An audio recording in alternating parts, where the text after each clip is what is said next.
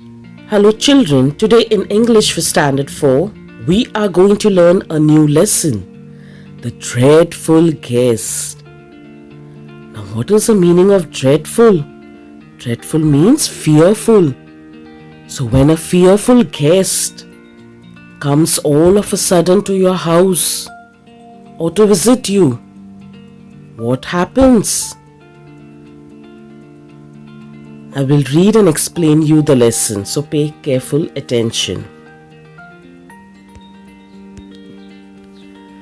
Once upon a time, the king of Russia decided to hold a grand feast.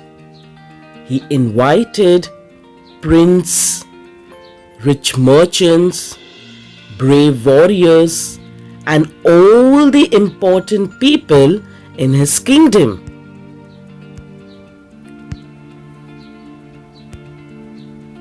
On the night of the feast, the king and his guests sat together at a long table in the banquet hall. They talked and laughed, and everyone was happy. Here in these paragraphs, we come to know that once the king of Russia, now how we have a country, India. Same way Russia is also a country. And the king over there decided to hold a grand feast.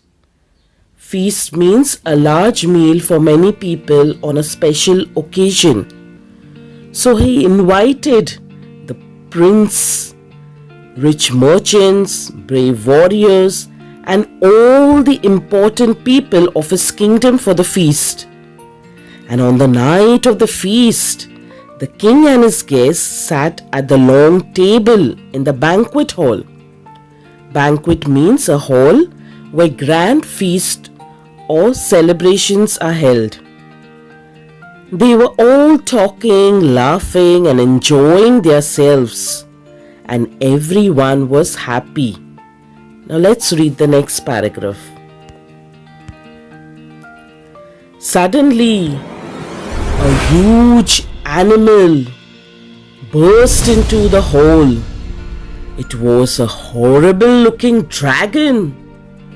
It was as tall as a tree, as broad as a house, with teeth like spikes and claws like knives.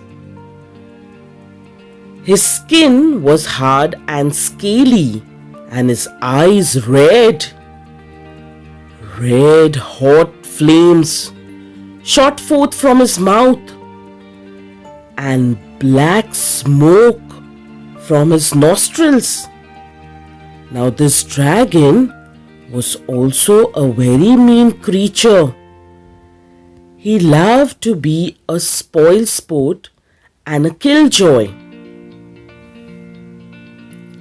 Now in this paragraph, it tells us that a huge horrible dragon means a large monster, frightening imaginary animal like a giant reptile, often represented with wings, a long tail and fire coming out of his mouth, as you can see in the picture.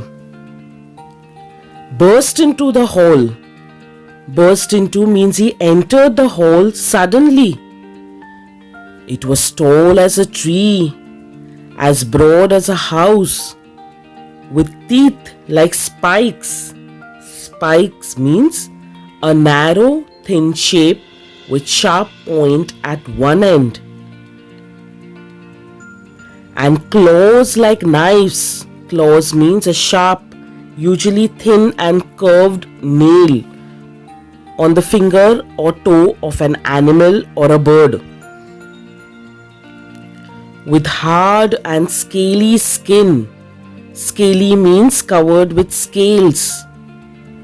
His red eyes and hot flames shot forth. Shot forth means coming out from his mouth, and black smoke from his nostrils. This dragon was also a very mean creature. Mean means very rude he was. He loved to be a spoil sport. Spoil sport means a person who spoils others' enjoyment. And killjoy. Killjoy means who like to interfere in other people's fun and enjoyment and spoil it. Now we go to the next paragraph. He walked straight to the head of the table and pushed himself between the king and the queen. Everyone stopped talking. Everyone was scared. Well, not everyone. The brave warrior, Ivan, was not afraid of dragons. "What a rude, impolite creature you are," he said angrily. This paragraph we come to know that this rude, mean dragon walked straight to the head of the table and pushed himself between the king and the queen. Everyone stopped talking. They were scared. Not everyone, but the brave warrior Ivan was not afraid of dragons, and he said angrily to the dragon, "What a rude, impolite creature you are." Now let's read the next paragraph. Just then the servants brought in the food and set the platters on the table. But before they had a chance to serve the food to the king and the queen and the guest, the dragon began to gobble up everything. The king and the queen did not know what to do. Nobody could stop the dragon. But Ivan spoke up again. "Nobody has ever taught you any manners?" "I can see," he said. "I hope you choke on the food you are gobbling up so greedily." In this paragraph, we understand that when the servants brought in the food and set the platters, platters means a large flat serving dish used to serve food. Before they could serve the food, the dragon began to gobble all the food. Gobble means to eat hurriedly and noisily. The king and the queen did not know what to do. Nobody could stop the dragon, but Ivan asked him again if no one had taught him any manners, and said that he hopes that the dragon chokes on the food he was eating so greedily. Chokes means the food gets stuck in his throat as he was swallowing it very hurriedly, very quickly. Now let's go to the next paragraph. Now this was more than the dragon could stand. He puffed out fire and sprang to his feet. "I dare you to come out and fight with me, Ivan," he roared. "Are you ready?" "Of course," said Ivan.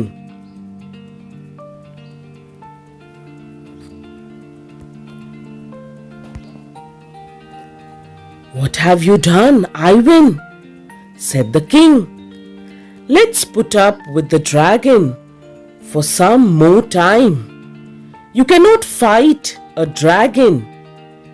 It will burn and kill you in no time."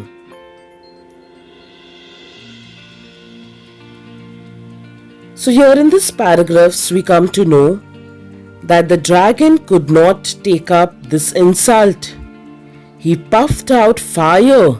Puffed out means short amount of air or smoke blown out, and sprang. Sprang means jumped up suddenly to Ivan's feet and dared to fight with him. Ivan agreed, but the king said to him that let's put up with the dragon, Put up means adjust with his bad behavior for some more time. Otherwise, the dragon will burn and kill him in no time. Now let's read the next paragraph.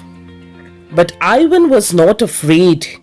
He knew that the dragons were dreadful but not intelligent. He was sure he could find a way of killing the dragon. This paragraph tells us that Ivan was not afraid of dragons because he knew that dragons are dreadful but not intelligent. Dreadful means causing or involving great suffering, fear or unhappiness, extremely bad or serious condition. And Ivan was sure that he could find some way of killing the dragon. Now let's go to the next paragraph. Everyone walked out to the palace courtyard.